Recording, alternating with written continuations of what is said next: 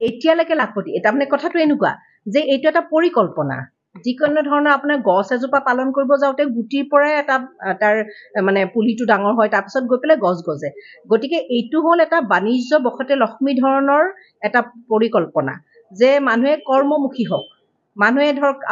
মহিলাসকলৰ কিবা স্কিল আছে বিভিন্ন ধৰণৰ তেওঁলোক কাম কৰাৰ তেওঁলোকৰ এটা নিজৰ কলা আছে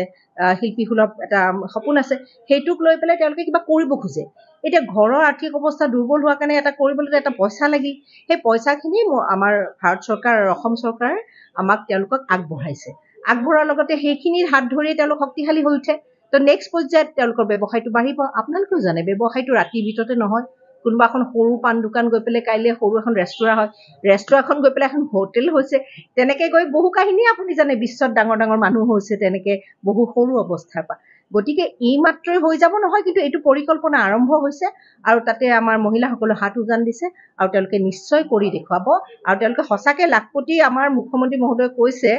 যে লাখপতি কৰিহে এৰিম আৰু সঁচাকৈ হ'ব তেওঁলোক